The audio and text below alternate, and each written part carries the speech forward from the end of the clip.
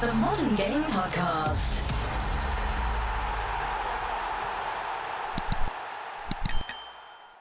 Hello, everyone, and welcome to episode 20 of the Modern Game Podcast. Milestone. Who knew we'd get this far?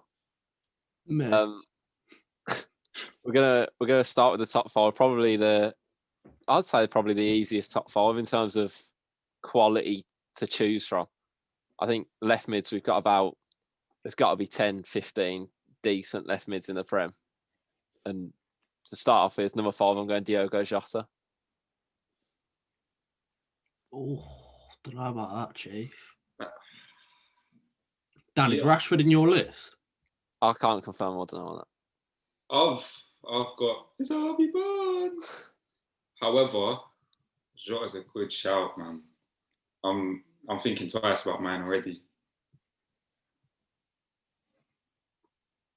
Jamie, Charlie. I thought you were going to say to change it.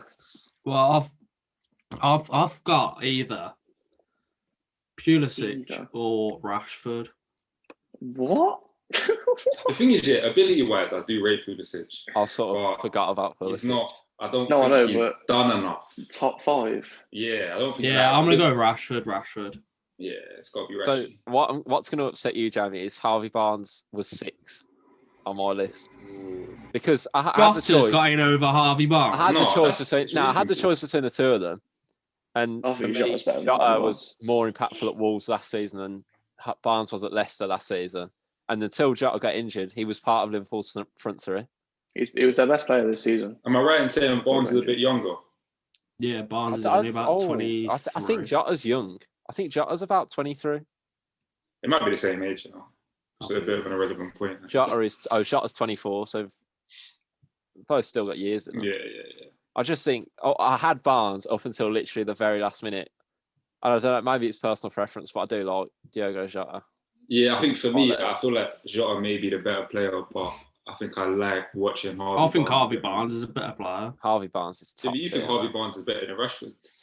Yeah, I do. But like I was saying, just there's so many honourable mentions that should be on lists of the top 5 players. I've got 1, 2, 3, 4, 5, 6, 7, 8, 9, 10 honourable mentions that could have snuck in 5th probably. 10. So who have you got for Charlie? I've got Jota 5th. That's fair. I think the comments can decide if they prefer Barnes or Jota, but I think it's pretty much a complete toss-up. I don't think there's a lot separating either of them. I think Jota's better. I think Jota's definitely better than Harvey Barnes. I think Harvey Barnes is better going forward. I think Harvey Barnes is far better on the ball. Jamie has watched Harvey Barnes regular. I've watched him now since he's played professional football. That's what I mean. He's also got posters of him behind his laptop. This is weird player to have posters. This is Premier League though. How long has he been playing in that Leicester team? Year and a half. Since last year was his first. When he got last year he got. Why has he played? So he got recalled 2 years ago. So he got recalled in the January, didn't he? So he's played 2 seasons. So he's played. This is his 3rd season. Yeah. Jota's played a very similar amount. I just think Jota's made more of an impact at Wolves than Barnes. The reason I think Barnes is a better player, I think he's just far better driving on the ball. When Harvey Barnes is on the ball, he looks like he can just drift past a man so easily. But then where I think, and obviously as a winger that might be more important, but the Atalanta game where Liverpool won 5-0, Jota's passing range was absolutely ridiculous for a winger. It literally like, out of the 3 of them, out of Mane, Salah and Jota was the one that was sort of taking the like Firmino role, spraying passes. I genuinely believe if Jota stayed fit, Liverpool wouldn't have had that role. He would have stepped up. No, he's quality. He'll make a difference when he comes back, I think. Yeah, definitely. And, number 4, I've got Rashford, but I'll get really frustrated at Rashford. Same, bro. Same. Yeah, I got Rashford as well. And for me, my thing with Rashford, I feel like ability-wise, he's got it all, but his end product and his footballing brain is not always there. Like even the other day, did you see that chance where I think it was against Arsenal, where he's literally 1-on-1 with the keeper, like 6 yards out. He's touched it. You're thinking either shoot first time or just a one-top man's dragged it back, and he does it every game. Every single game he does that. Every game there's like a one thing you're thinking you should have made this pass or you should have done that. But he's got all the quality and he's feeding the kids. So the one that frustrated me the most was it's quite a niche one, but I don't know whether it was the Sheffield United game where he drove through the middle and you've got Cavani running in behind. I don't slide him in, and he just try to take everyone on. It's like just when he goes through on goal, his composure is just not that of. He always tries to knuckleball, which pisses me off. But I kind of that the way he shoot, like some of the goals he scored, the one against but he's not. Yeah, but sometimes if he tried to hit it with more technique, it'd fucking go. And if he tried to actually hit it with a bit more technique than rather just trying to put your foot through it with a knuckleball, then I don't know whether that he'd score more. Not he to do with one the technique good free kick. Not to do with the. I think it was against Sheffield United. Sorry, Dan. I think it was against Sheffield United as well. Do you know when I'm pretty sure he scored, but he hit it straight at Ramsdale. But Ramsdale. He literally knuckleballed it at ball. Ramsdale, but it still somehow went in. If he hit that with more technique, it would have easily gone in. I know it did go in anyway, but it didn't look comfortable. Jamie's getting on to man. What you're saying is against the better keeper. Against the better keeper, that doesn't go in. If he didn't knuckleball it so much, he would score more goals. Yeah, I hear that. Obviously, I feel like it's hard to forget. Because the goal against, I don't know if you remember the goal against Liverpool, he chops past Trent and he just bends it in the far corner. Oh, yeah, that one. That shows he can use a different technique, he just chooses not to. I don't know whether it's instinct. Maybe it's because he just always tries to score a spectacular goal. I think because of how mature he is off the pitch, it's easy to forget how young Rashford still is. And I feel like he's what, like 23? He might be, if he's 22, isn't he? He's 22, 23, which is so incredibly young. And I feel like a better manager can really get the best out of him. Someone who I mean, obviously I don't watch Ollie and training, but I feel like Rashford needs a lot of one-on-one attention to improve his decision-making and certain things like that. And with that guidance, who knows, he could become very special. I think a lot of that United team are mismanaged, to be honest, because I think players like Pogba could be far better under a better manager. Yeah. And maybe I don't think it's necessarily a better manager. I think it's more a higher caliber of manager with a bit more a bit more experience of managing bigger players. Because if Ollie can step up and then go, look, this is what you need to do this, like a Mourinho or a Klopp or someone with a bit more a bit more personality sort of thing. Prior to managing all these world class players at Man U, the best player that Solskjaer managed was probably fucking Junior Hoylett. Yeah, or Mendes Liang or some bollocks like that.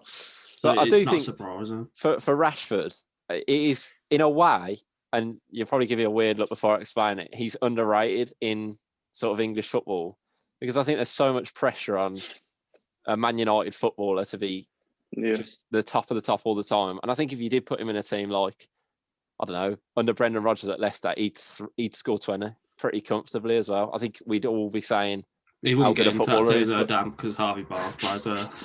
But because of where he is, and that's I mean, it's credit to him where he is, but because of where he is, the pressure comes. Like you've got to perform every week in, week out, otherwise you know you're going to get stick.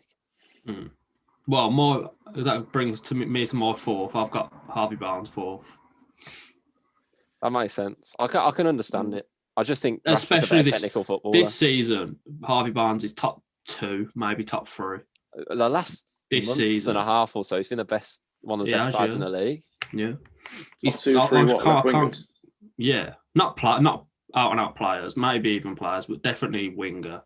This season, he's been top 3 winger in the league. But that's probably because Sterling hasn't hit his form that he normally hits. And he's linking well with. He's brought Maddison more into it. I think a lot of what Maddison's doing is coming off especially now Vardy's injured.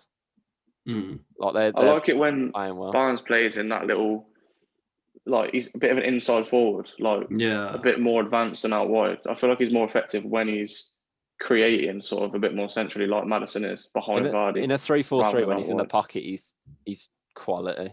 That Cengiz Under that they've brought in looks a similar player, but on the other side, they're starting to build quite a tidy team. I don't know how he doesn't play instead of Ayoze Perez.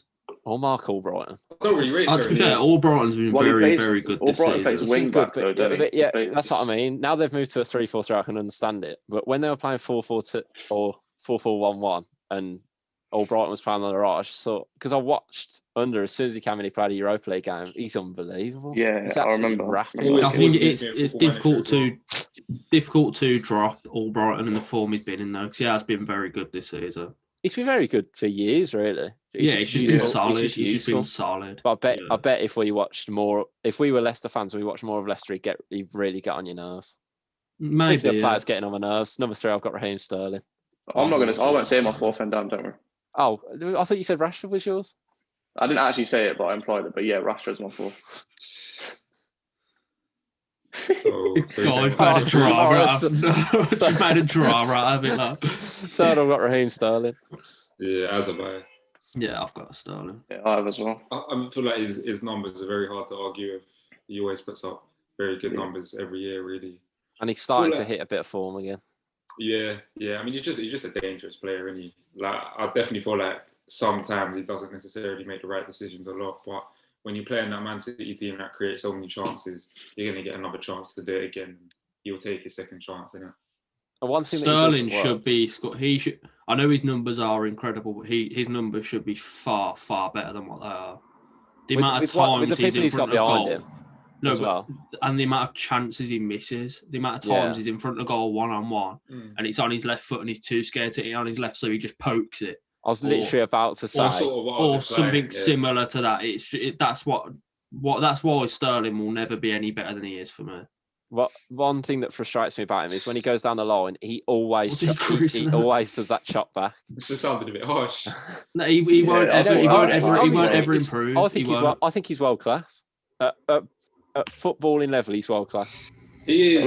Looking at his stats, just numbers. You can't argue with his numbers. Should be far better than what they are. Though. No, as a winger, last year he got 20. Year before 17. Year before 18. As a winger, Hazard was putting up those same numbers. You can't really say it because every player misses chances. That's what I'm saying. Ronaldo's numbers should be much better. A hell of a lot of chances. He missed a lot of chances, but then you look at games. I think it was the year they won the league by a point.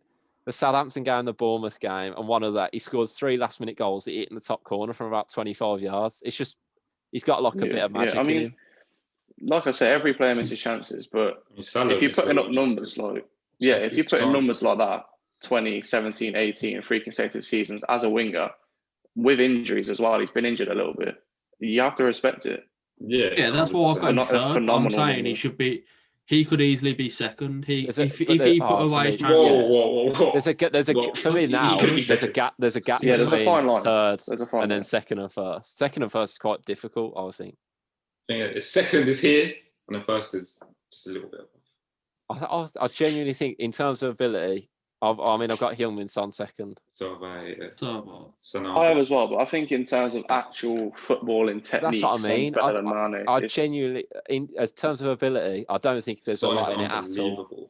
I don't think in terms of ability, in terms of how he strikes a ball, how he runs with the ball. In world football, there's not many better than him.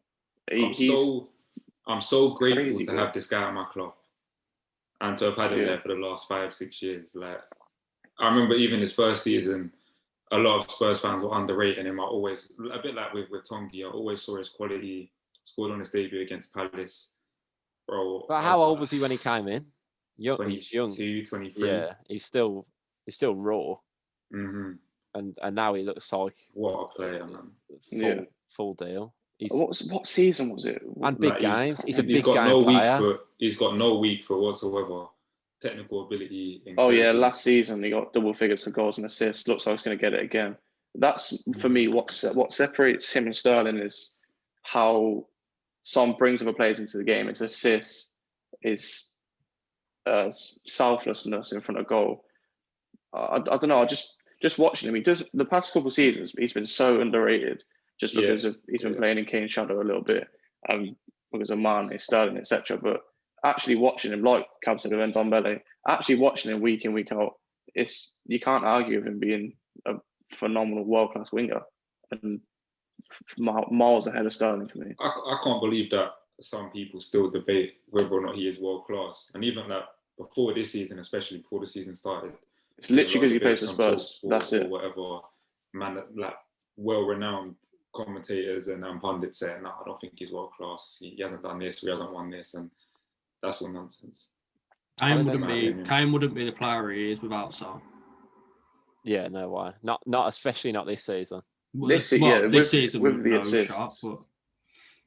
I feel like the previous Kane wouldn't be who he was without Dele Alli, right? More than Son. I think both of them comments are harsh on Kane, man. No, they're harsh on Kane, but I guess saying he's not the player that he is without certain players is harsh because he's the best striker in the world apart from Lewandowski. The fact that Son is so clinical up front and has been this season, obviously that's what I mean. It helps Kane in terms. That's what I was going to say in terms of numbers. That's why I'm saying he wouldn't be the same. Bergwijn and Bale on the wing. I think it's fair to say it elevates his game rather than he wouldn't be the same player. He would still be the same player. You look at that's pretty goal much against Kane's goal against Arsenal. Came from. I know it came from Kane's first touch and ball, but Son's drove at the defenders, bought 3 players. It came from Partey not being on the pitch. Yeah, was it not Lo Celso that drove forward and then played it to Son, who played to Kane? Big up Lo Celso. Please get fit. But even still, in that same game, Son's goal. That's what when I was saying big game player. He's a big game player. Yeah. I mean, he has got missing the last couple of weeks, but I'll forgive him. 4 minutes into the Arsenal game, and he's dips one in the top corner for about 35 yards. It's ridiculous. And number 1, Sadio Mane. What, Jamie? He's the best football player in Sadio the world. Man, you might get onto my accents. What's that? That's a Scouse accent. Football player in the world. Sadio Mane. Yours is too like Yorkshire, man. Yours is too Cabs is. I've said it before. He's the best football player in the world. I'm looking at this guy's numbers, man. Absolutely incredible. What is it? If it hadn't had ball, she'd be your uncle, but she doesn't, so she's not. No, but listen, Sadio Mane, special player, man. 22 goals 2 seasons ago. On the wing, 22 goals. He's one of them players that you just you'll turn on a game for him. I know Liverpool play great football anyway, so I always like to watch them any chance I get, but I'll turn on a game specifically for Mane. And we sort of watched him progress as a player, because at Southampton he was good. He was good, but he was still, there were still things about him that need to be worked on. And now he's just he's at his final form. He's like a Pokemon. Charizard, Charizard settings. Yeah. He's got to be 27, 28 now. he's about his prime. He's about at his prime. And I think in terms of, to be fair, I think he always had that sort of technical ability. You can see it at Southampton, but his footballing brain is so much better now. Yeah, that's probably credit to people like Klopp, people like Salah. I think the whole Liverpool team is intelligent on the ball. Yeah. All of them. That's why they're so good. Because they made the right decisions. And the freedom he's allowed in that front 3, and with the 3 ball winners he usually has behind him, he's sort of allowed to drift. And that, I suppose that's what allows him to get ridiculous numbers every season. Sort of complements what we were talking about in the chat the other day about how Thiago doesn't necessarily work for Liverpool, because now their front 3 can't have that freedom to sort of go where they want, because they haven't got 3 sort of more defensive-minded midfielders in Fabinho, Henderson, Wijnaldum, who normally play their cater as well. They're sort of, the 2 ball winners are sort of now holding midfielders where they weren't before. They were a flat 3, and then the front 3 were just stay on the pitch and do what you've got to do. I think he's tried to press the front 3 high up, hoping that because Thiago will sit, 5 of them will press, and Thiago, it's basically a 5-0-5, but it just hasn't worked because they just get caught out in midfield by a good footballing team. Yeah, I was just going to say, if we're being brutally honest, he's not had the best of seasons though. Especially because we know what he's capable of. He's not been, for one reason or the other, he's not been as impressive as we all expected this season. That's the thing though, because he's so good, he's still got 7 goals, 3 assists. That's still great. That's still not bad for really half a season. Yeah. It just complements how good he is and how they're fairly average numbers for him. Do you want to go through some of the honourable mentions? Because Charlie, you've got a plethora. these. Not all of these would get into the top 5. They're just. Yeah, they're like. It was more to reinforce how good the left side is in the Prem compared to the right side. So you've got Pulisic, like Jamie mentioned. Obviously, Harvey Barnes he had in his list. Bergwijn, maybe. Podence is up there. Probably right. Yeah, Podence is very close to. Pedro Neto, I forgot about. Pedro Neto. I'll put Ben Rama as a left mid because he started at West Ham there. Good footballer. Nathan Redmond's been solid for years now. Bukayo Saka. Saka was very close to making my top 5. Gineppo's coming in now as well. He's been Dwight McNeil. Yeah, I think Dwight McNeil's good football. I know you don't rate him, Jamie. No, I don't not rate him, but I think it's similar to what you said. If he was in a different side, you'd notice him a lot more. In this Burnley side, I just don't think he can. I think he's hit a certain point as to what he can show, and he can't show anymore while he's playing for Burnley. I think he'll go in the summer. I don't know. Just for the sake of his career, though. But who in the top? I can't see anybody in the top 10 taking him. Yeah, no, me neither.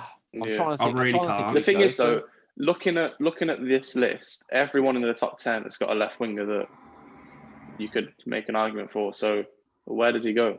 Yeah, I can't see him going to anywhere in the top 10. I could see him going somewhere like Southampton or maybe Newcastle. I think someone like Palace would take him. I don't think he's good enough for Palace. Like when you look at their caliber of wingers in the past, I don't know. I think he's not better than Andros Townsend. I don't think he's a Palace type player. I don't think he's a Palace type player. He's still young. He's still so young. I could see him going somewhere like Newcastle, but then again, if he plays. Saint-Maximin's not better than Saint-Maximin. If he plays on the right, they'll probably switch wings or something. If he plays in a Steve Bruce team, that's pretty much a solid step from Burnley. I don't think Steve Bruce will be there at the end of it. Come in. Well, yeah, if they get a new sort of style of play, someone like that, someone lower down, or someone like Leeds, who are going to stay up. He'd work at Leeds. He'd work at Leeds because they're playing expansive football. And Jack Harrison's another honourable mention. Oh yeah. Is he better than Jack Harrison? Probably not. No, he's not. Nah. The thing is that it's hard to see any left mid sort of that caliber like getting into another Premier League team because the left side in every team is so strong. Like, would any Premier League fans swap their left winger for McNeil? It's partially because there's a lot of right-footed players, and everyone wants inverted wingers that come inside, so their fullback can overlap, etc. So. I don't know. I feel like that's why there's such a lack of good right midfielders. One last thing, Son, because he's both footed. That's another reason as to why he's so good. Yeah, because he can cut in. Anywhere. He can take it on the outside. He can bring Reguilón into play if he goes inside. So unpredictable. Which is something that a lot of wingers can't do. A lot of wingers they're just if a fullback reads him and can send him onto his weak foot out of the game, the game's finished. That's why Jota's been so good though, because I didn't realise how good his left foot actually was. But in the Atalanta game, I think 2 of his goals with his left, 1 was with his right, I think that's why they're playing him in the centre because he's so versatile and he can move. It's bizarre to me that Wolves sold him. 40 million. Yeah, they got 40 mil from him. They're not. It's not as if they reinvested it into. Did he want the move? You probably as if they reinvested it. What are you gonna do? Keep it. Yeah, you're in a lose-lose situation if they want the move. If he did, they kept it under wraps then because I didn't see anywhere. It did come out of nowhere. It did seem like it came out of absolutely nowhere. Great signing though. It is. Yeah. If Liverpool have said to Jota, "We're going to give you guaranteed starts in the Prem, in the Champions League as well. Yeah, we'll give you club 40 mil." And if you're on, they're going to take it. If you're on 50 at Wolves, and a top 4 team offer you, let's say he's on 100. It's a no-brainer. Maybe they looked at it in the sense that they have Podence and Neto for that side as well. Neto. Yeah, Neto's good, man. I forgot about Neto. Neto could have been my little personal pick. Yeah. I'm sure he's only about 19 years old as well. Yeah, I think he's no way is he younger than us. I'm sure he's only young. 20. I'm going to Google it now. Hearing that he's 20. Yeah, I knew you weren't 19. That just you see like when Greenwood comments. It's only 1 year off, Charlie. It's not like a mile away. Jamie was older than him. Jamie is older than Pedro now. Not this season. So when he scored against Liverpool away last season, he was 19 years old. He's not there now. That's ridiculous. You see, with young players like Greenwood in that common scene, and they're like a year or so younger than us, you think, right? If only I trained a little bit harder. It probably puts it into perspective when Dane Scarlett, 4 years younger than Dan, comes on in the Europa League. Do you know how mad that is? You know what I mean? And I'm here recording, talking about him in my boxes. Last year, I'm going to watch a kid 3 years younger than me, the best player on the pitch pretty much every week, and I'm sat up in the cup, not watching us lose 2-0. It does make you feel a bit old, doesn't it? I was going to say, speaking of clubs making mistakes, can we get onto the personal review, please? Yeah. So I've got a whole lot to say. I mean, Cabs, if you want to go first, because we can get your. I mean, I'll get out of the way briefly, innit? Losing to Brighton 1-0. But at this point, I've had like a few days now to get over it. I just feel empty inside. I'm not angry anymore. I'm not upset. I'm empty, innit? I think I'm gonna start watching NBA or San Antonio Spurs. Oh no, don't. They're shy. Either way, like it's Spurs, innit? So, but I was on another platform the other day. I've got my own. Well, I'm co-hosting a Tottenham podcast called Views from the Skywalk. Hopefully, Dan will leave the link in the description if you want to hear my thoughts on the game and what's going on at Tottenham a bit more in depth and unfiltered. And it's live. Martin Tyler business. Yeah. Charlie, if you wanna say anything on Spurs. I mean, I didn't watch the game because I was at work, which was quite lucky. Bro, very lucky. But as soon as I said this in the chat as well, as soon as I saw the lineup, I knew what was going to happen. As soon as I saw Bale starting up front, there's not even that much to say on it anymore. Because can we just say, imagine in September, I'd have played that clip back to you two when you first signed Bale. Yeah. As soon as I saw Bale starting up front, I knew it was over. Yeah, that's fucked. I mean, it's just like we brought in one of the. It's just so frustrating. Like he was what Benfica's. I don't know. He got like more goals than games he played last season or some bollocks like that, and he's not even starting when we've not got Kane. Like it's so frustrating to see. I can't understand why though. That's the thing. We've got.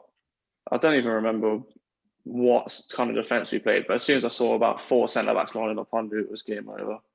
Who played Davis, Sanchez. Imagine how disheartening it is for Vinicius when in a Liverpool game, man's bringing on Lamela before you, or man starting 3 wingers in your place up front, like against Brighton before you get a start.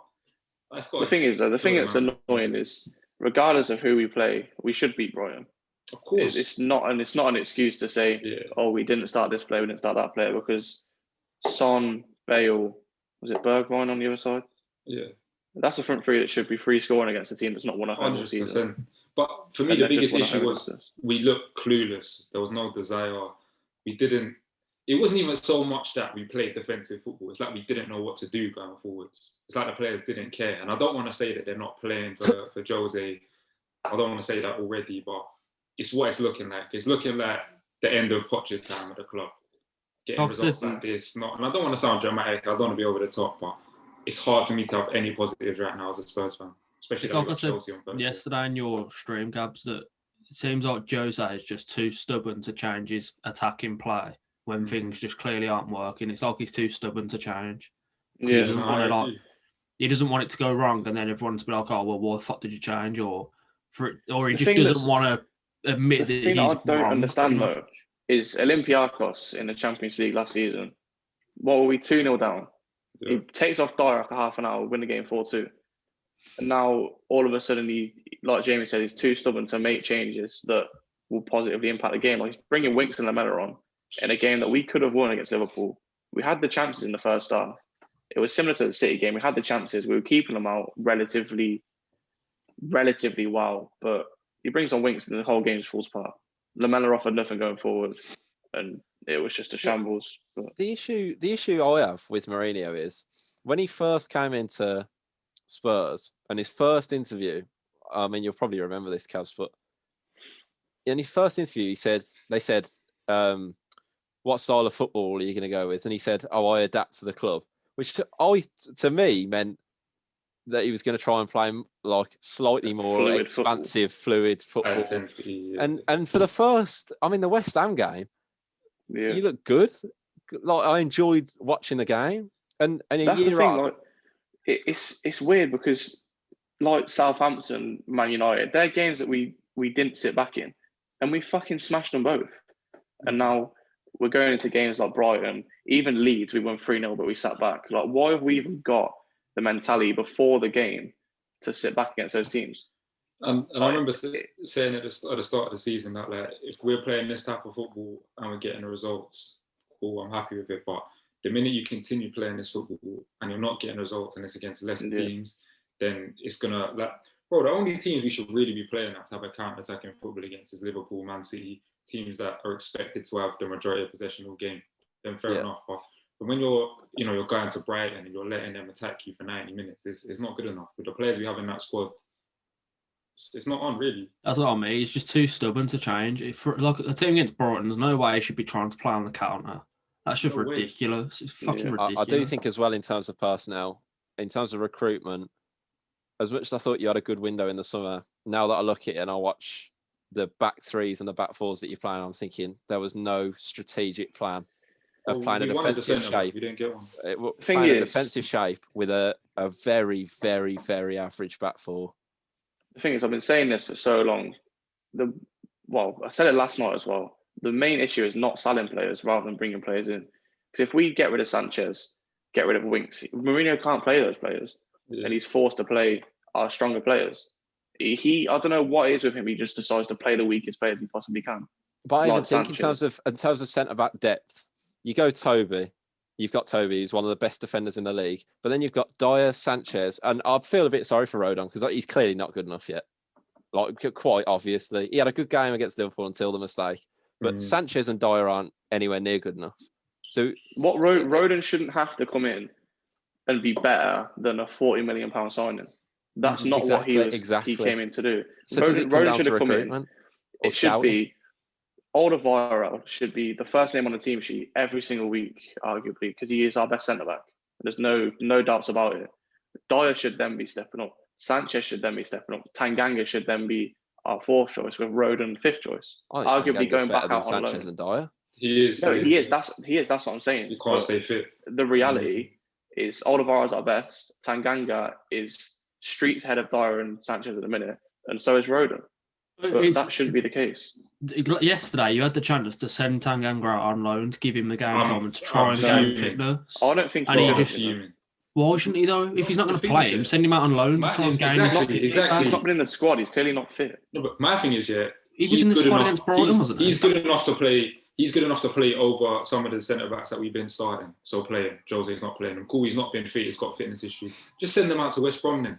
Let him play the majority of the games. If he's not fit, send him somewhere to gain his fitness. He would have done a real job in that back four. I reckon he would have been a great signing for both ends. If you'd have played him centre back with Ajayi, him and Ajayi is an aggressive centre back pairing. You'd look like a really solid. He's versatile. I can't remember. Did he play against someone last season? Was it against Chelsea? Liverpool. I remember. I've only seen him play that once. I've only ever seen him play once. So I can't sit here and say I wish West Brom would have got him because I've never seen him play. But I've watched him consistently. Very limited mistakes. Good at bringing the ball forwards. Solid defensively. That's my point. If he's better than what you've got, play him. If he's not, and you're not going to play him, send him out to gain fitness. Don't just keep him for the point of what? As a squad player, I genuinely think it's a lose-lose for both teams. Yeah, it is. That would have been a great move for him. And not just he rejected West Brom, he also, because Southampton came in with about an hour to go. Even better. Southampton and Celtic came in. The thing is, the reason I didn't want him to go is because I think he should be starting every week. But he won't, though. That's my issue. Like you said, that's why he should have gone out. For development's sake, he'd have come back as a Premier League proven centre back. Yeah. And then you get him in.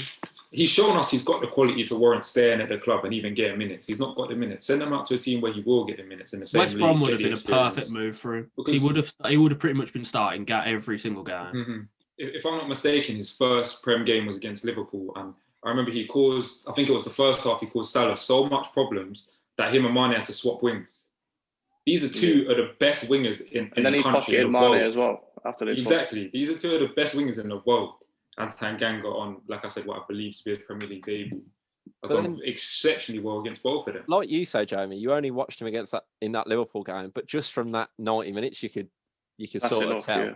Yeah, of course. He's a young player, and you can tell he's got bags of potential. But my point is, a team like West Brom, you need a more experienced head to come in if we're going to try and stay up. But a player like that might not speak about West Brom's. Yeah, we can do it. Well, before you say that, I just want to say, and I know it was only a pre-season friendly, but do you remember his performance against Ronaldo? Mm-hmm. Yeah. Even the first thing Jose said to him when he came in. The halfway line. The first thing Jose said to him when he came in was, he goes, "What's your name?" And I said, "Tanganga." He goes, I think he said to his assistant, take care of him, something about he pocketed Ronaldo or something. So that would have given him the confidence boost that he initially needed. Came in, he done solid, but I think he's done the right thing by asking if he can go on loan, if that's what he did. And then for him to be pretty much told, no, you're not going out on loan, you're staying here. I think it's completely unfair on him. He seems like quite a mature. His development. From what I saw from the documentary, seemed like he got his head screwed on. Proper, yeah. The only logical thing that could happen now is he comes into the first team, and he's a mainstay there. But will that happen? Happening. I think by the end of the season, that'll be very frustrating as a Spurs fan. Yeah. Right, Jamie, should that's the thing. The last thing, though, we've been watching this for the longest time. Every Spurs fan would put out the same starting 11 every single week. You see it on Twitter completely opposite to Mourinho's, and Tanganga is there most of the time. And that's not to say that us man on Twitter know better than the manager, of course not. But if absolutely everyone is saying it, not to say we're all right, but there's clearly a logical thought process behind it. You've all watched a fair bit of my life. It's proven by results. Vinicius, everyone said should have started. We didn't score. We said Alderweireld should be starting now with Tanganga. We lost 1-0. It's clear to see. Would he be playing in a back four as a centre back? He can play anywhere. Yeah, literally anywhere. I know he can play wing back, can't he? He can play either side. Where you're playing Sissoko now, why doesn't he? Yeah. I don't understand what. I know he's not. He might not be fit at the moment, but why can't he fill in there? Well, if I had Jose's number, I'd ask him. Yeah. Right, Jamie. Do you want to? I mean, you had a decent window without being exceptional. If the window only was a day long and we signed those players, I'd be happy. But the fact that the window is a month long and we signed those players on the very last day with 1 hour to spare, it's not good enough for what we needed. It's still, I still think we needed at least one defender. We didn't get one. I thought you needed a fullback. We needed a fullback and a centre back. If we're being honest, we needed 2 defenders, but we didn't get either. If we would have done all this business at the very start of the window, I'd be silently confident about maybe staying up. But the fact that we've done it with 9 points, we're now 9 points away from safety. These players aren't going to be ready now till probably Saturday. Well, he said Allardyce said Yakus. I don't know how to say his name. Yakuslu might be on the bench for Spurs. Maitland-Niles probably will because he has been quite a regular. What's that on the weekend? Yeah. What day? Sunday, isn't it? Sunday. Yeah. What time? If it's Sunday, I'm gonna miss that. Jeez, you need Derby round 2. You know. I mean, you man arguably deserved to get something out of the first. He deserved at least a point. Yeah, you're the better team in the first. It is at 12 p.m. Jamie, if I were you, I'd be quietly confident for that game. See, it depends how today goes, Cabs. Because if we beat Sheffield United tonight, then I will be quietly confident that we can at least get a point. I mean, I'm not confident. But obviously, it depends how your game against Chelsea goes as well. But that's going one way. You've got an extra couple of days to recover. I don't know how much of a difference that makes. It will probably make a bit of a difference, to be fair, because we've got, like I said, we've got a couple of new signings. So the more time that you get with them training with the regulars is better. But overall, I'm hoping that at this point it's gone too far now. It's just gone too far. You probably are going to go, but I kind of like I said to you on Twitter. No, I tweeted yesterday saying, because once deadline day was finished and I started seeing tweets saying from West Brom fans saying, fair play, we've signed these players, fair play to Luke Dowling. No, not fair play to him. He knew exactly what we needed. If he didn't know at the start of the season, he definitely knew by the start of January. So why has he left it throughout the whole of January? He would have knew when Bilic told him what he needed. Yeah, he knew exactly what we needed, but he's left it till the last day in January to sign the players that we need, and still not signed all the players we need. Because, like I said, we still need at least one defender. So he's left it till the last day. So not fair play to him. Fair play to him for getting these deals on on a budget that's zero. Yeah, fair play in that sense, but not fair play is he's done the right thing for the club. I feel like what he should have done in the Tanganga situation is, looks like Tanganga, we're not going to get him. Let's go with someone else. That was our last domestic loan. So I think the first choice was Maitland-Niles, and then we kind of got pushed away with that one because Southampton, Leicester, and Newcastle all came in for him. So we were pretty much told we're the last choice. So that's when we moved to Tanganga to try and get Tanganga instead as our last domestic loan. But then obviously we got told he wasn't coming, and then the Maitland-Niles situation obviously started suiting us in a way that Arsenal didn't want to send him to Leicester because they didn't want to send him to a direct rival. I can't remember what the reason. I can't even make a joke about West Brom being a direct rival. For Southampton, they didn't want to send him to Southampton because he wants to play in midfield, and Southampton were going to use him as a right back. And then Newcastle, I don't know what the reason was, but we've pretty much told him that he'll be playing. We've pretty much told him we'll be playing him in midfield. So centre mid, or you on the because his preferred would be centre mid.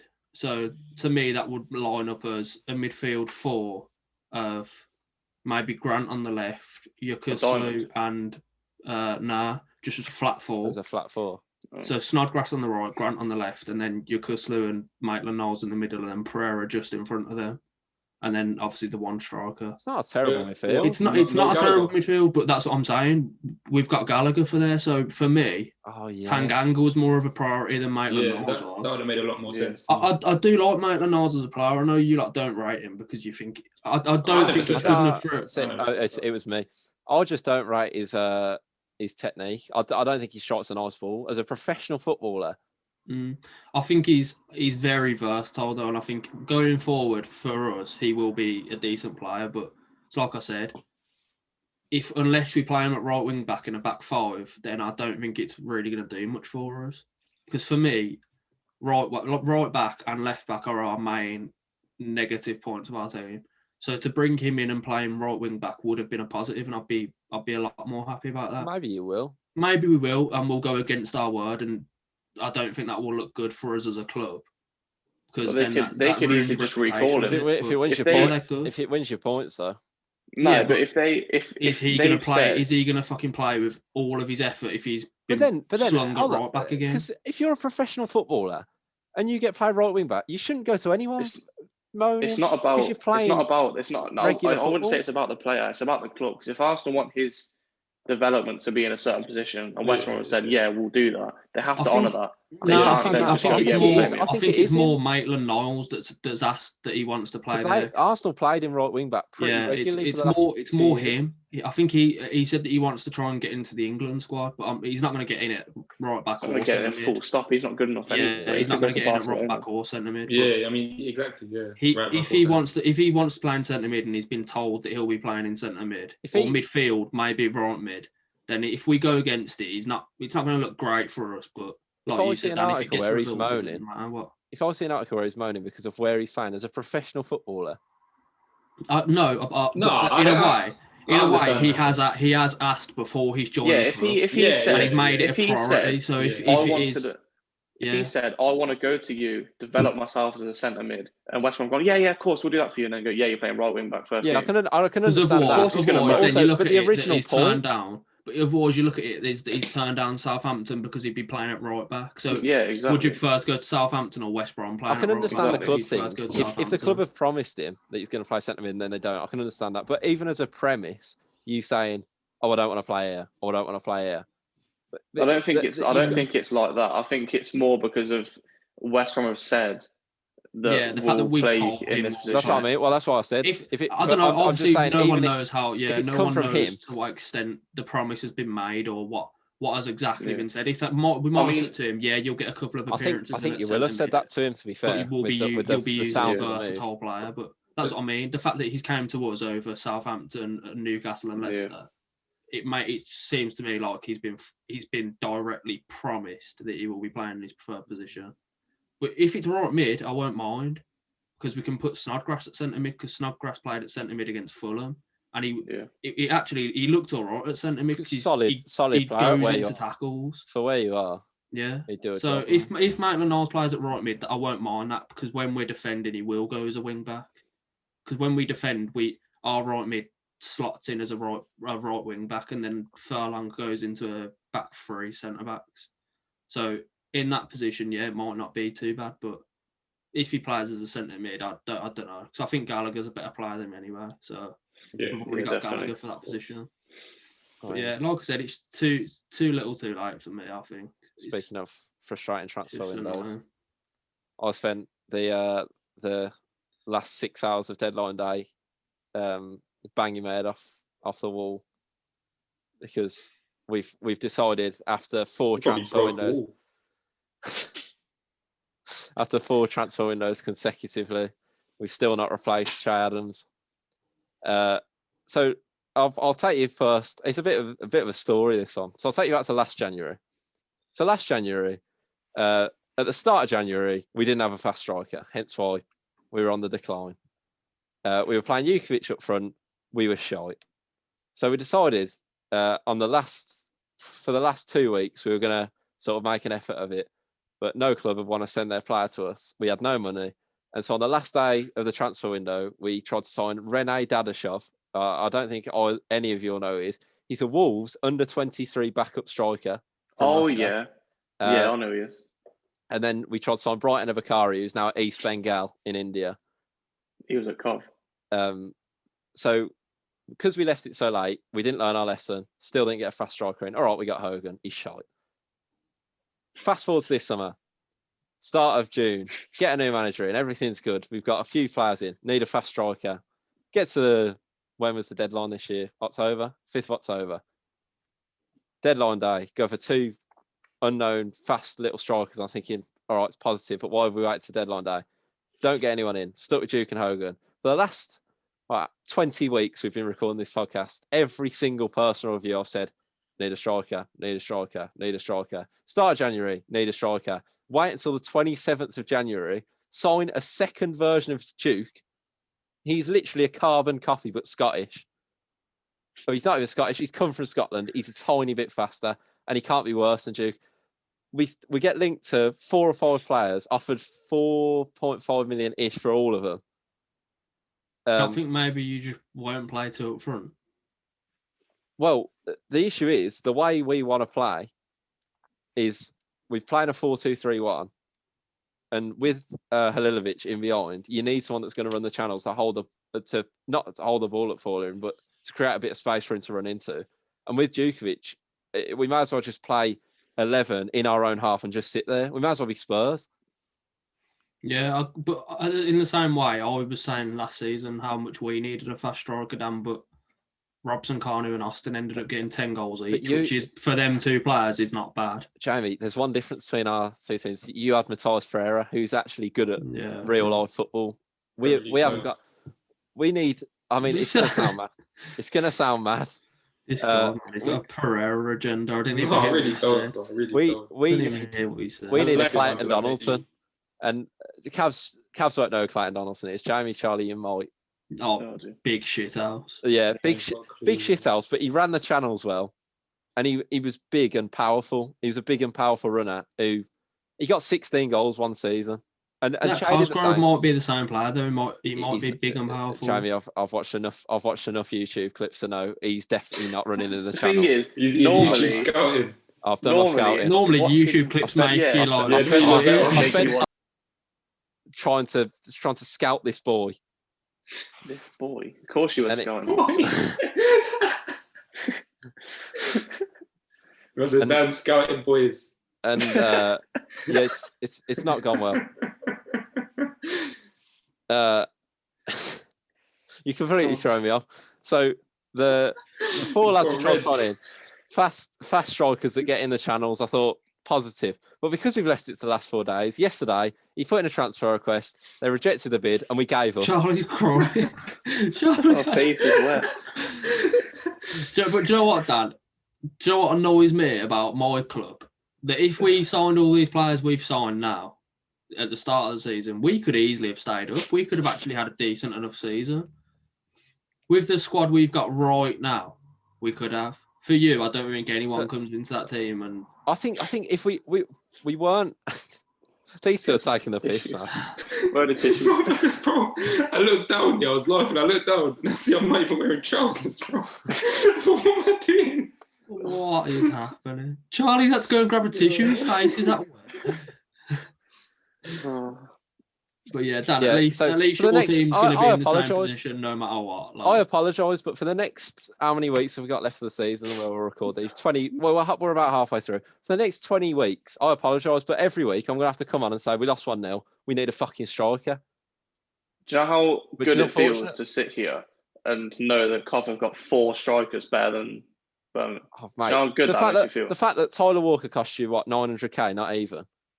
750. And we've tried to sign players for 3 million, but Tyler Walker is exactly what we needed, and he was just sat there because no offense to Cov, but he definitely wouldn't have gone to Cov. Not just for club, but for financial pool, we'd have definitely offered him more money. We have gone in for players that are less than £1 million for the past 10 years or something like that. If you offer Forrest 2 mil, 1.5 mil, he goes. He doesn't care where he plays. He just wants to play football. So if another club comes in for him, he goes. It's as simple as that. But we were clearly the only club that went in for him, which was very strange to see. I also think you got the wrong West Brom player when you signed Raheem Harper as well. I think you should have actually went for Sam Field because he's gone to QPR on loan with an option to buy. So they've pretty much got a better deal than you, to be honest. I don't know. I wouldn't say he's a better player. No, but Jamie, why did you say that? No, I wouldn't say he's a better player. I wouldn't say he's a better player. I wouldn't say he's the better player. No, I don't think so. But he's better as a holding midfielder. And with an option. It's a far better deal with an option. If we don't have an option. So to sum up our transfer window, we got Jan Valery, who is actually a good player. He's a good player. But Cavs, our best players are right back. So what was the point? There was absolutely no point. So that's a needless signing. That was a waste. Raheem Harper, I actually really feel sorry for him because he's a 20-year-old. And now because we sold Kieftenbeld, which I wouldn't have minded last summer or this summer, but for the last 10 games, he was our best player, apart from Sanchez. And we've decided to get rid of him and bring Raheem Harper in. So Raheem Harper's now got to play 20 games consecutively as a 20-year-old kid with all the pressure on him of being in a relegation scrap, which I can't believe we're in. In a position he shouldn't really be playing. In a position he shouldn't be playing. He's next to Sunjic, who hasn't won a tackle in 9 consecutive games. And I'm not being funny. Raheem Harper's not going to come in and start clumping people because that's not the player he is. He came on the other day and looked quite good, but unfortunately for him, he's now stuck.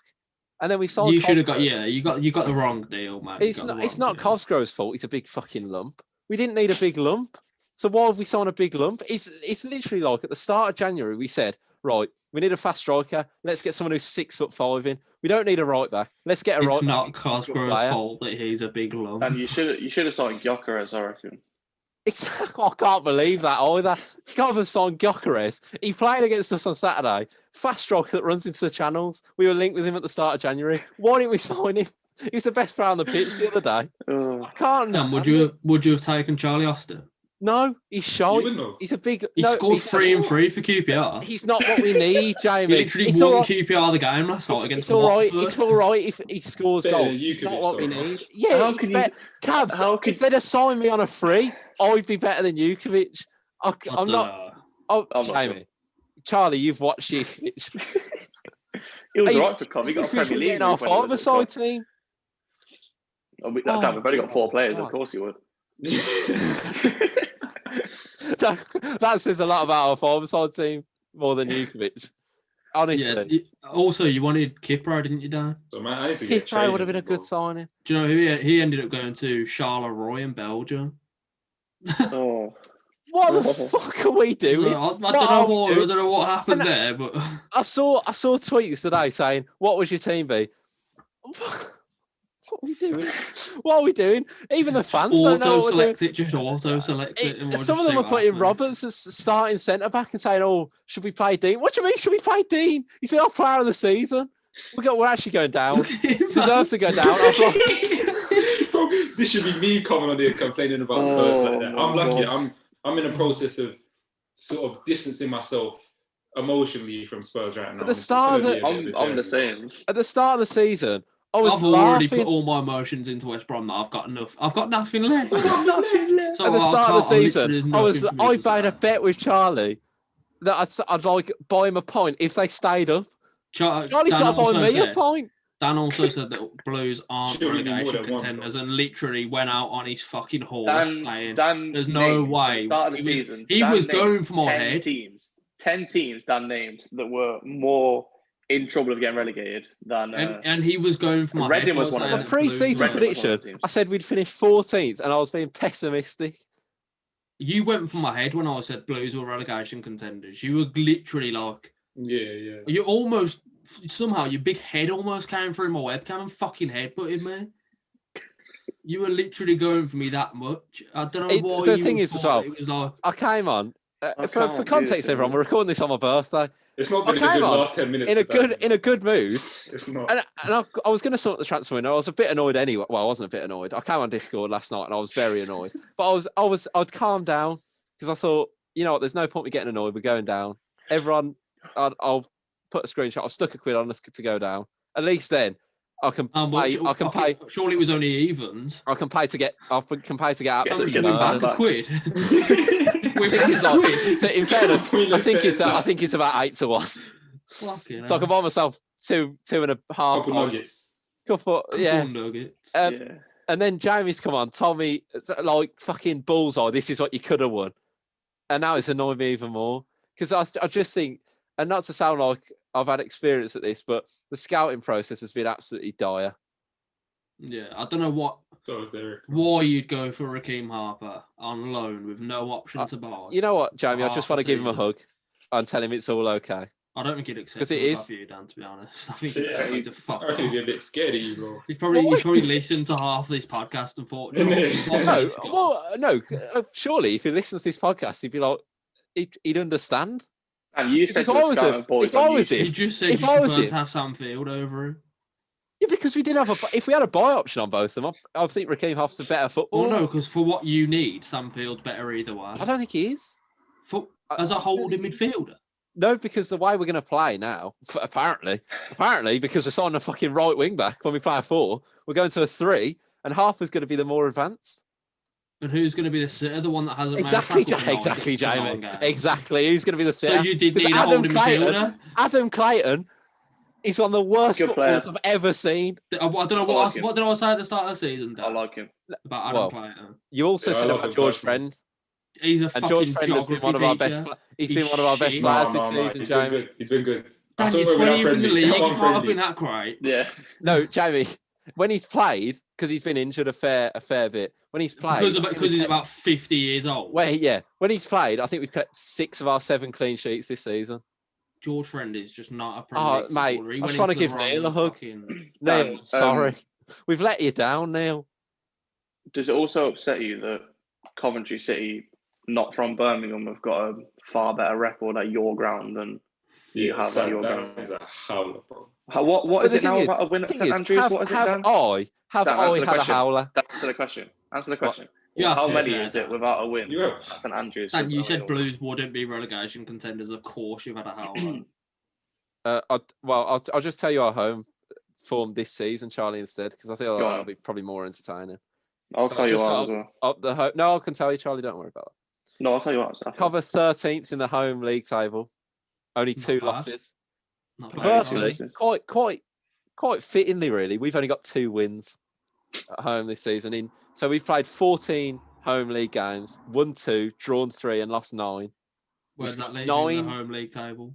Have a guess. 22nd. Have a guess. Bottom. Well done, Charlie.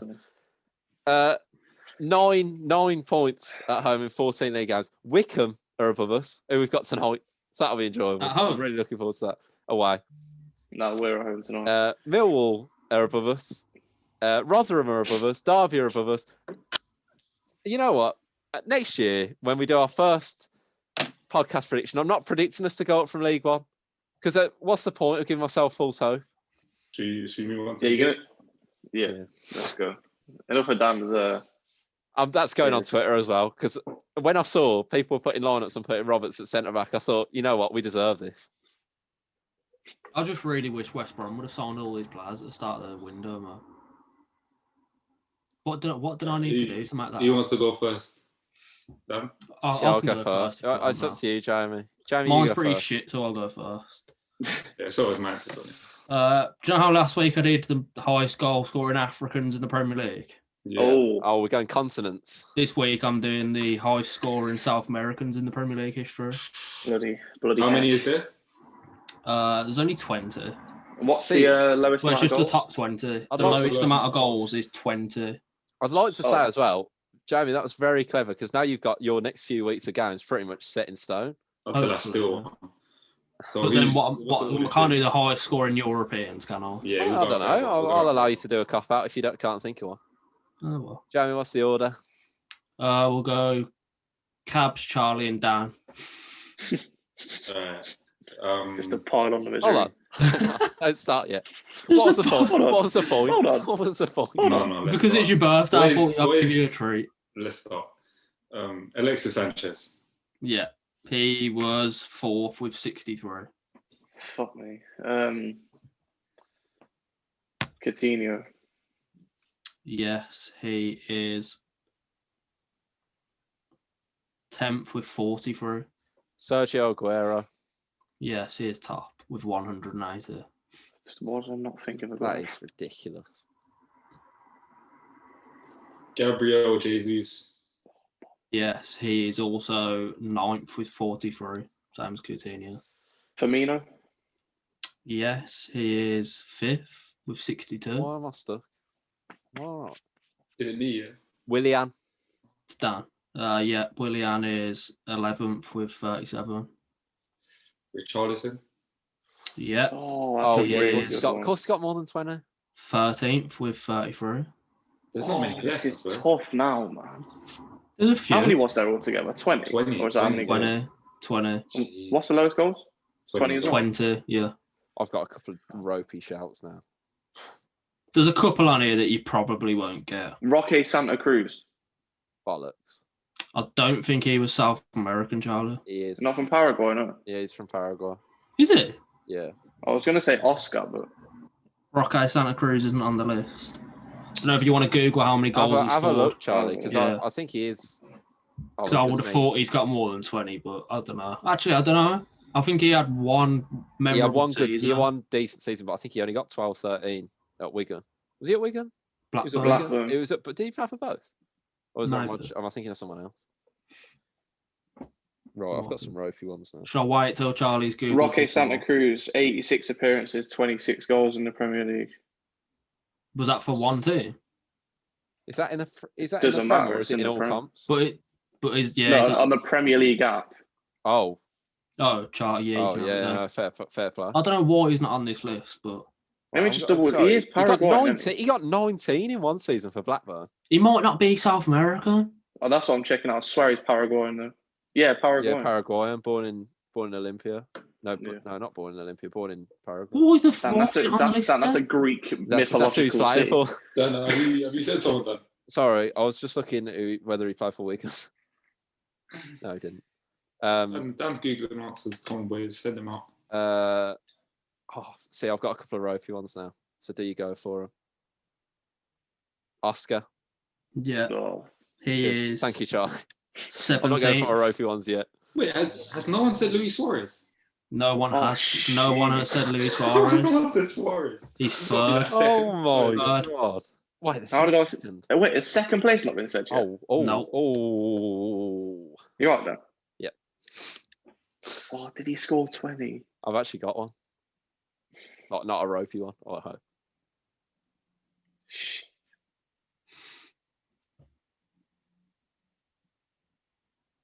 Wait, he's gone out of my head.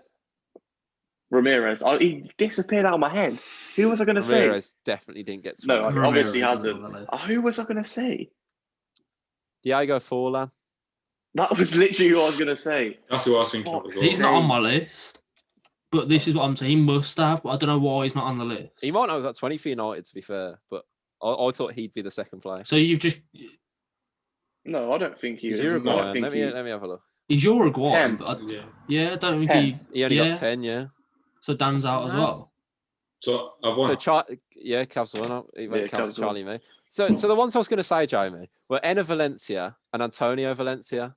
Antonio Valencia is on the list. Do you know who else is on the list? Carlos Tevez. Oh, bollocks.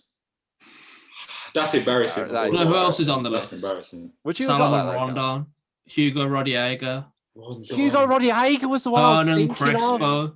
Hernan Crespo. Who was second? Crespo? Crespo was bottom. No, Tevez, Dan. Tevez was second. Oh, that makes sense. Lanzini was on the list. Rodallega. How did none of you say Hugo? Rodallega's a streets player as well, man. Rondon, yeah. Juan Pablo Angel. I wouldn't have got I thought he was he Spanish. at Villa? Yeah. 44. He did quite well. Is Varane on the list? No, he probably only got No, Gus Varane Poyet. was on Gus Poyet's on the list. Spurs and Chelsea. Yeah. I'll take my win. Make sure you put down a league table. Inflatable 3 points for Cabs. Why? How do we do it? Is it 2 points for Cabs, 1 point for me, no points for Charlie. Yeah. That is 3 points. But because it's Dan's birthday, I'm going to switch around Cabs and Dan. Dan gets 2 points. Cabs gets 1. No. We're not, Yeah. I'm back. Yeah. We're not doing no. We're not doing it. Dan, you get one more go. Charlie. If you say one that's on the list, you win. I'm going to go Juan Pablo Angel. Yeah, he's on the list, 44 goals. Charlie, get the league table out, son. I haven't updated it since last I was going to walk off and I realised no chats. Right, do you want me to do more next? Yeah. I thought I had one, but right. So there's 179 possible options. I hate these ones, man, because they're the ones that just go out. Can you name every single player that scored a Premier League hat trick? No, what's the order? Probably I'm going to go Charlie, Cabs, Jamie. That's one more last day. It was my birthday and you put me last. What? Charles, off you go. Harry Kane. Yeah. Harry Kane. Yeah.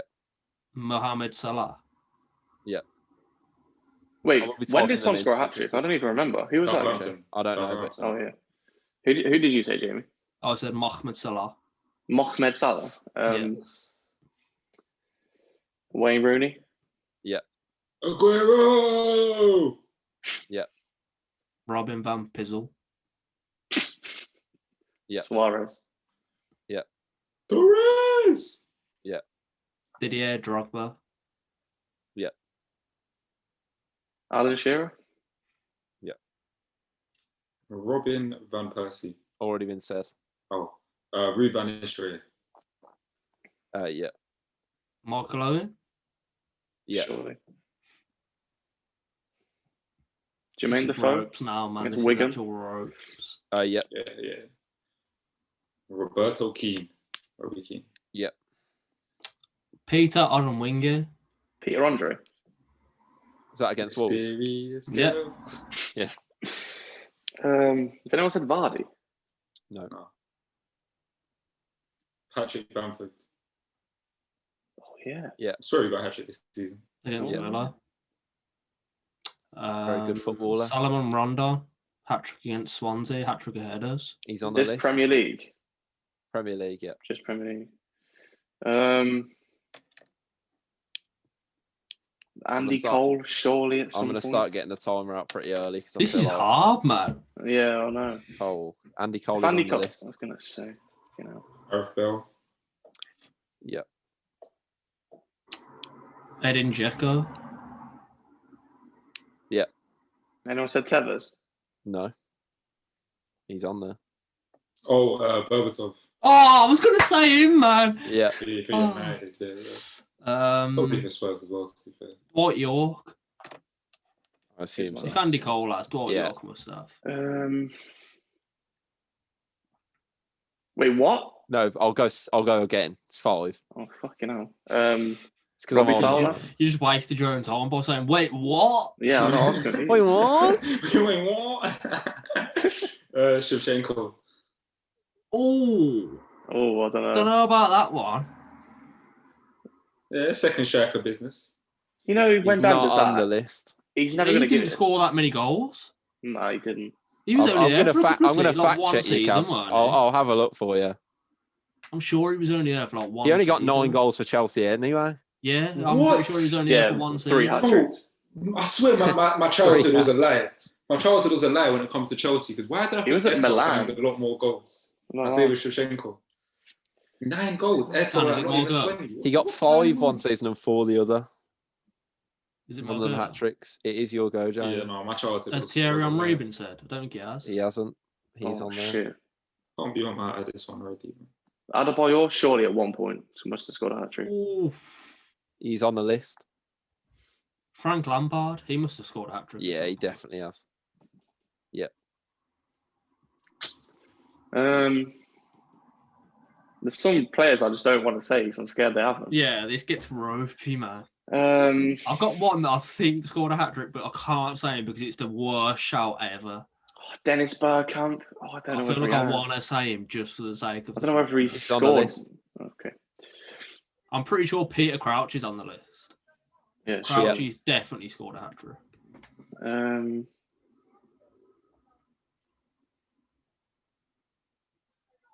trying to think of Blues players that have.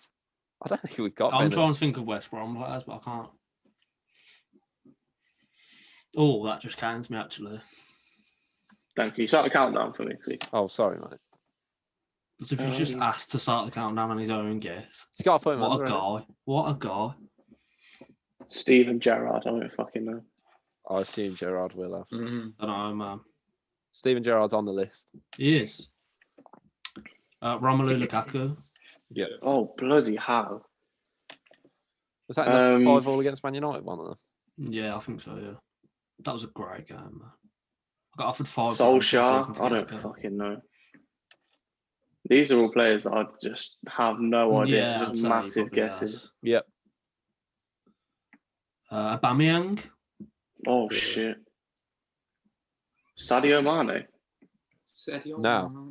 Aubameyang's not on the list. No, surely he's got a hat-trick, bro. I'm going to have a look for you. If Pierre-Emerick Aubameyang has not got a Premier League hat-trick, how do you win a golden boot? He's got a Europa League hat-trick, but I don't think he's got a Premier League hat-trick. How do you win the golden boot without getting a hat-trick? Is that even possible? I swear Kane got like 6 hat-tricks in his... I can have a look for you. I'm on the official Wikipedia. In his first season or something crazy. Don't do me like this, Dan. Why is it not in alphabetical order? Can you not just Google, has Aubameyang scored a Premier League hat-trick? He hasn't scored one. Fuck off, he probably has. He must have. There's no way. There's no way Arsenal fans was comparing him to Kane with that much energy if a man ain't got a hat-trick. Has Aubameyang scored a hat-trick for Arsenal? He scored one in the Europa League against Valencia. Yeah, that's it. That is outrageous. So has Charlie got to get this right? No, I went first. No, Charlie went first. Who did I say? Who was my answer that I said after? Mane. Mane, yeah. Mane is there were so many I could have said instead. Jonathan Walters, he's definitely scored a Premier League hat-trick. I was thinking Ian Wright. Wilfred Bonny. Dan, check Jonathan Walters for me. I'm sure he has. I swear Walters had a game where he scored 2 goals 3 penalties or some shit. Yeah. Oh, yeah. Aruna Kone, Riyad Mahrez. Has Jonathan Walters? Yeah, Jonathan Walters for Stoke. Fucking knew it, man. I should Charlie have just said Austin. him. Diego Costa, Yaya Toure, Andre Schürrle, Eden Hazard, Samuel Eto'o, Adam Johnson. No. Daniel Sturridge. Can you cut that bit out of the video? Christian Benteke, Shinji Kagawa, Santi Cazorla, Jordi Gomez, Pavel Pogrebniak. Oh my God! How has he scored a Premier League hat-trick and Aubameyang hasn't? Clint Dempsey, Dirk Kuyt, Louis Saha, Leon Best, Balotelli, Carroll, Solomon Kalou, Leon Best, Darren Bent, Yossi Benayoun, Andrei Arshavin, a Arshavin against Liverpool. Blues have got one. Oh, none of you said Ronaldo. Oh, yeah. I swear we don't watch football, innit? None of us have ever watched football. Mikel Forsell scored one for us. Jermaine Pennant, James Beattie, Ray Parler, David Bentley. Oh. Mark Overmars. Arsenal fan. Well, Gianfranco Zola, Duncan Ferguson, Emil Heskey. Anyway. I was going to say Heskey. Yeah, let's move on. We ain't got to read all 300 of them. I had Walters and Heskey that I was thinking of. I was just reading them off really to rub it into Arsenal fans that these players have all scored hat-tricks and Aubameyang hasn't. I'm hoping we haven't done my game before. Oh, God. It's dear. Players that currently play in the Premier League that have won the Euros. No, we haven't won that. We haven't done the World Cup, innit? The World Cup. Man, how is it current? That's so niche. That is ropage. Do you know how many answers there is? No, I can off the top of my head. Oh right. So he's got off the top of his head. All right. Wait, so are there more than 2 answers? Because I can't think of one. The order is Charlie, Dan, Jamie. Okay. Jamie last because he deserves it. Man. This guy. João Moutinho. Yeah. Bernardo Silva. Rui Patricio. Yeah. Bruno Fernandes. Players. Yeah. Ruben Neves. Yeah. Wait, do you know if Neves was in the squad? I'm assuming all of these players. Wait, hold on. If we're going to check one, we're checking all of them then. Neves was only probably about. If none of these players were in the squad, if none of these players are in the squad, I'd be very surprised. Maybe. Dan, don't Google it because you'll see other players. Dan, get off your computer. Yeah, Dan, get off your computer. Why have I got to get off mine? Everyone else has got to. No one else is obviously looking at their Caps phone. It's just Googled Caps it. is doing it, you fool. I don't think Neves was it? He wasn't, was it? He knows he wasn't. He was only about 12. To be fair though, Renato Sanchez was there, and he was about 12. Yeah, he was a big baller. Please, Ruben. I don't think he was. Danny can't have been. Yeah, championship player winning the Euro. 2016? He would have been in the championship. He wouldn't have even been at Wolves yet. No, he wouldn't have been at Wolves yet. This was probably when Wolves were in League One. He's 23 now. Yeah, so it was 2016, wasn't it? Okay, I have the team here. So it'd been 19. So you've got to confirm Fernandes, Bernardo Silva, Moutinho, Patricio, Neves. Who? They're the players. I swear I've only said one answer. Come on. I've only said one answer. Oh no, I'm seeing that. It's not looking like Bruno Fernandes was in the squad. You know? I didn't think he was either. I really didn't think he was. So who said who? I said Patricio. Charlie said Bruno Fernandes. I said Ruben Neves. I said Moutinho. I said Moutinho personally. So it's looking like James won, bro. Yeah. Is Neves not in there? Fucking retards. No. Ruben, you're fraud. He was about 10 years old, then you can't call him a fraud. Andre Gomez was in there. When was it? 2016? Cedric. So was it just Portugal? Yeah, it was 2016. Portugal. There's French players. I'm sure there's a couple. France haven't won the Euros. Not since Spain won it in 2012. This was the most ill-prepared game. But do you know what, Charlie? I won, so why does it matter? So who from the Spain squad in 2012 was still here, Aspi? Yeah. That's it. That's it. So there was about six. So there's about 6 answers. Wait, you telling me France? Oh, they was one as well, didn't they lost to Portugal in the final. What year would France have won it? You know, they won it in 2000. So. Oh yeah, sorry. I'll add Trezeguet then. I won. How have you managed to get 2 points? I've got a point. I got a point. No, I get a point. Jamie, 2 points. 1 point for me. You're not having a point. Charlie, make sure on the tab you don't give him a point. Okay. Charlie's fuming. Oh yeah, Charlie's still got his game, isn't he? Charlie, it's your game. So mine is. To be fair, Charlie, that's not. I was going to say it's not a difficult one to follow. Yeah. Mine is, since the year 2000, players that have scored 25 goals or more in one of Europe's top 5 leagues. Oh, wow. God, is there about 6,000 answers? Not 25 goals or more. 25 goals or more in the league. Jesus. What's the order? Is that in the league? Fuck. Are you looking at Messi and Ronaldo? Hang on. Like 50 and 60. Yeah, obviously Messi and Ronaldo are obvious, but Messi got 50 goals in a season. Yeah, the league. See, that's the year he got 92 in the calendar year. That first half season. So that season. That's 2017. Earlier, I think 2012. 11, 12. Yeah. So I'll let Dan go first this time. I'll go for. Oh, sorry. Go. Bloody hell, Dan! I haven't even. For that, let me go first. Yeah, go on. Let Jamie go first. I'll go second. All right. Okay. He's gone last both times. Cavs has to Cristiano go last. Ronaldo. Lionel Messi. Yeah. Harry Kane. Yeah. Robert Lewandowski. Yeah. You know, Lewandowski. Neymar.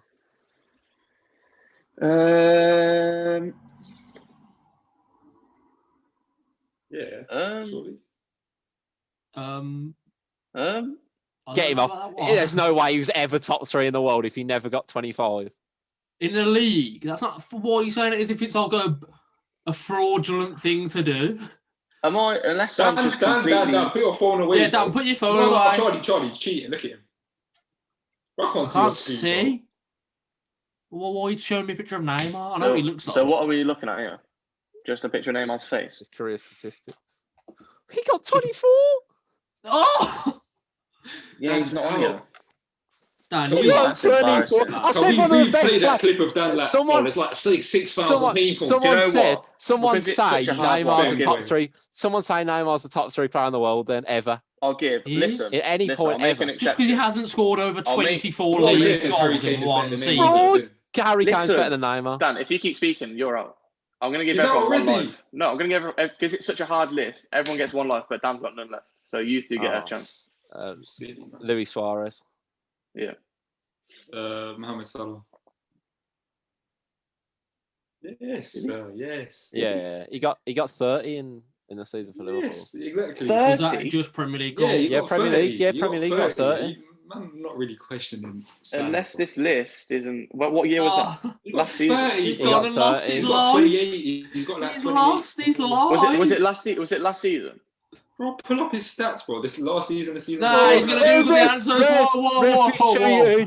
He's already on the answers. He's already on. He's already looked it up. Referee. Mohamed Salah. Last season, he got 19. 2017-18, he got 32. Yeah, come on. Bro. Just leave goals, though. Don't insult my intelligence. He is on it, but because you said 30, I wasn't looking that high. All right. Well, I got off your phone now as well. So carry on. So who's been said and who hasn't been said? Fucking hell. Literally Messi, Ronaldo, Kane, Salah, Suarez.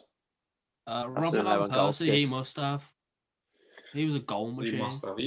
Robinho, Van Persie is on the list. Right. Zlatan. Yeah. Alan Shearer. PSG. Alan Shearer. Hold on, it's 2000 and after. Referee. Referee. Is it 2000 and after? Yeah. That's a lie. That's not a lie. That's a lie. Referee. Referee. How is that a lie? He got like 40. He got like 40. He did. Referee. That's both his lives, isn't it? You should take another life just for that. That's not a life, bro, because it's a correct answer. I just forgot you said after 2000. Ah, come on, Charlie. That's not a correct answer. Here. If that's a life, yeah, I'll walk off. You won't. You won't. The monetisation, you won't. Depending on how good I think your next guess is, it depends on whether you lose a life. He hasn't got 25. You lose a life. That's two lives. Game out. He got 22. He got 22. No, that's a life. Cool, that's a life. You can lose one. I said Dan on the rest. Cool. If you want to keep arguing, you can go. Yeah, Dan, you can. I'm not even. Am I on a yellow? You're on a yellow. So Jamie's still got 2 lives. The rest of you. That's a yellow. It's a £10 fine. What? So is it more go?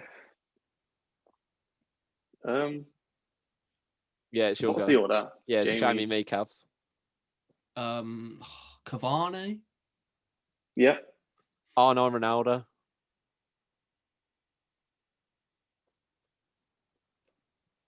How many fraudulent players are there in the world? What?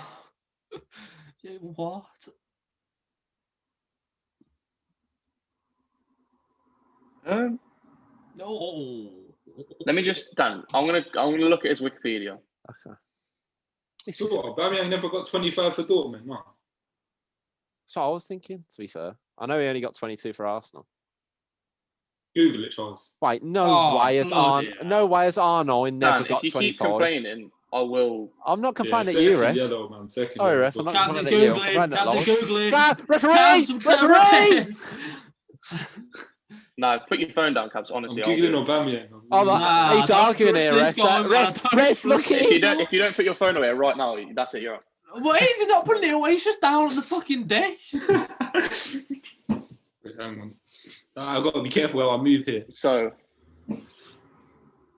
how the fuck do you see it by season on Wiki? Someone check Aubameyang for me if I'm uncapable. Okay.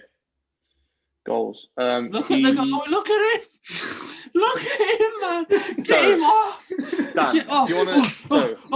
Ref, by the way, he was on his phone. For Real Madrid. So just tell me he hasn't, Charlie, so I can call him a fraud. In 2002, 2003, 23 goals. In 2003, 2004, 24 goals. This guy. In 2004, 2005, 21 goals. So yeah. Oh no. Let me check Aubameyang. No. Yeah, check Aubameyang. Uber is the man calling him. Oh my God, he looks like Derby. What is he doing? Dan! Aubameyang. No way, that is scary. Aubameyang is on the list. Aubameyang is on the list. He's on the list, yeah? Yeah. Run me my life back. Cool. Me and Jamie, yeah. Level playing field. All right, cool. So I said Cavani, so it's Cabs' go. Oh, is it? Yeah, because we ended up. I said Cavani, and then Dan said fucking. There's no way. Dan said fucking R9, who's widely considered one of the best strikers of all time. Oh, my bad. I find it hard to believe that Lampard is the top midfield goal scorer. 25 goals. Without having, she said 25 goals from. But he kind of plays second striker some seasons. I don't know, man. What has Rooney been said? No. Rooney then. Rooney hasn't been said. Rooney hasn't scored 25 in a season. He was getting 12s and 13s. No, Dan, he hasn't. He scored 26. Why are people picking up R9? Start watching football. So, who's been said? Just say who you think, and I'll say if they've been sent. Just get out of here, Hammers. Just think, this is top 5 leagues, so this is Italian, Van Nistelrooy, French as well. I think I saw his name. Yeah. Oh, I'm a fucking. A couple of times. Some of them. Van Nistelrooy was a fucking Gemini. There's some stupid players that you twat saying said, yeah, honestly. Yeah, I bet there is. Oh. Oh, I don't know actually. Why am I struggling to think already, man? Get the timer out.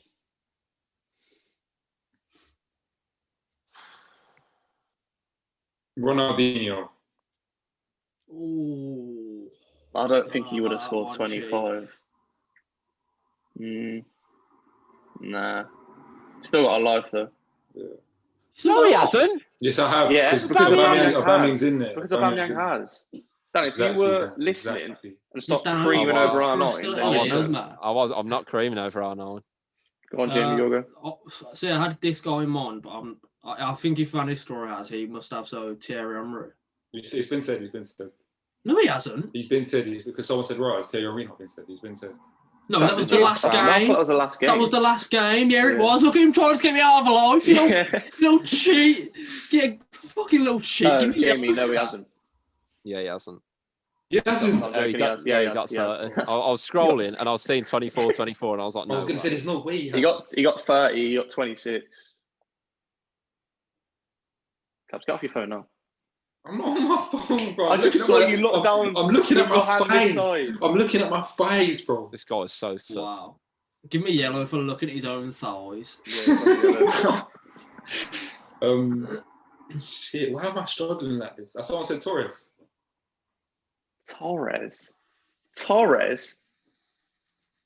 Yeah, he definitely has in his days. Bro.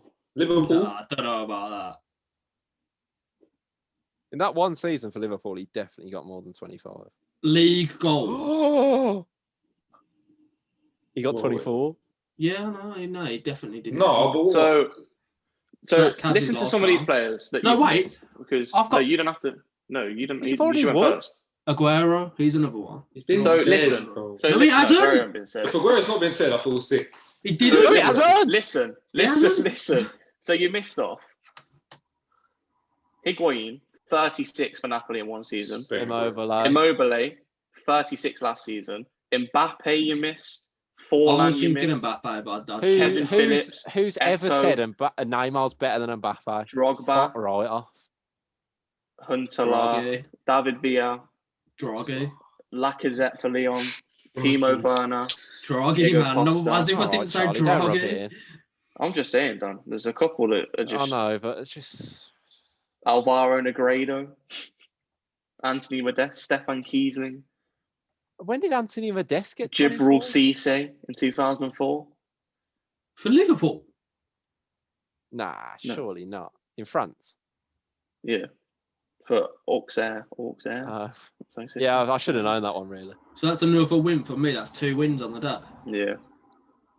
You only won because I'm second in a bit of a Scott McTominay situation right now. That might conclude arguably the angriest I think I've ever got at a podcast in my life. I thought the game would cheer me up. I just found out there's a lot more footballers that wouldn't get in our 5-a-side team than I thought there would. Oh yeah, so Neymar wouldn't get in our 5-a-side. Sorry, because Dan scored a couple goals. I'd rather have the 4 of us and get a ringer in. Because Dan scored 7 goals against the Bengal Eagles. Bengal Schmeagles. And on the note, the Bengal Schmeagles, we'll probably call it there. Oh God. So we'll see you next week. The Modern Game Podcast.